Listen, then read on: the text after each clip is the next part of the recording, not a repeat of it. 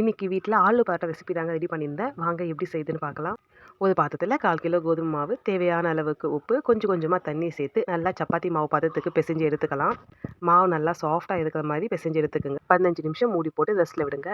இன்னொரு சைடு உருளைக்கிழங்க வேக வச்சு எடுத்துக்கலாம். வேக வச்சு எடுத்த உருளைக்கிழங்க நல்லா மசிச்சுட்டு பொடிசாக நறுக்கின வெங்காயம், பச்சை மிளகா, கொத்தமல்லி, இது கூடவே 1/4 டேபிள் ஸ்பூன் உப்பு, 1/2 டேபிள் ஸ்பூன் அளவுக்கு தனி மிளகாய் தூள், 1/4 தனியா தூள், 1/4 tablespoon chaat masala and garam masala add பண்ணி நல்லா மிக்ஸ் பண்ணி உருண்டைகளாக ஊற்றி வச்சுக்கோங்க.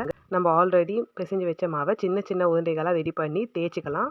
சின்ன ரவுண்டாக தேய்ச்சிக்கணும். ஸ்டஃபிங்காக நம்ம ரெடி பண்ணி வச்ச உருளைக்கிழங்கு மசாலாவை நடுவில் வச்சு நான் வீடியோவில் காமிக்கிற மாதிரி ஃபோல்ட் பண்ணிக்கோங்க. எக்ஸஸாக இருக்கிற மாவை ரிமூவ் பண்ணிவிட்டு உருண்டைகளாக ரெடி பண்ணிக்கோங்க. இப்போது இந்த உருண்டைக்கு மேலே கொஞ்சமாக கோதுமை மாவு அப்ளை பண்ணி பொறுமையாக தேய்ச்சிக்கலாம். எந்த அளவுக்கு தேய்க்க முடியுமோ அந்த அளவுக்கு மெலிசாக தேய்ச்சிக்கோங்க. ரொம்ப அழுத்தம் கொடுத்து தேய்க்க வேண்டாம்.